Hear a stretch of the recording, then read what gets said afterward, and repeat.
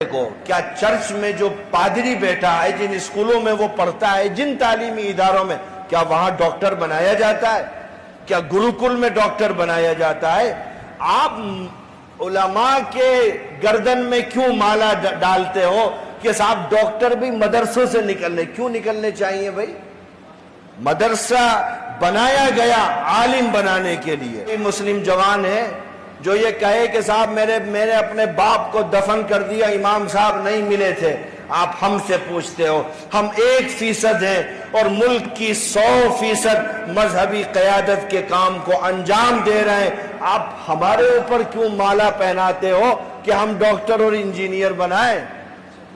ہم ضرورت کے بقدر عصری تعلیم دیں گے، غالب قرآن و حدیث کی تعلیم رہے گی، جو بھی اس کے مقابلے میں تعلیم رہے گی وہ مغلوب رہے گی۔ مجھے کہنے میں کوئی حرج نہیں، چونکہ ہم نے مدرسے بنائے ہی اسی لیے کہ ہم وہاں قرآن پڑھائیں، فقہ پڑھائیں، حدیث پڑھائیں، اصول پڑھائیں، دین پڑھائیں، شریعت پڑھائیں، اس لیے ہم نے مدرسے بنائے ہیں۔ اس کے لیے ہزاروں اسکول کالج ہے، آپ جا کر کے پڑھائیے، کسی نے منع نہیں کیا ہے عصری تعلیم سے۔ اور علماء کو سمجھنا چاہیے، آپ کو یہ احساس کمتری کا شکار کراتے ہیں اور آپ ہوتے ہو۔ کیوں ہوتے ہو؟ آپ نے اپنی زندگی کے سب سے خوبصورت اور قیمتی لمحات اس دین کے تحفظ اور بقا کے لیے خرچ کیے ہیں۔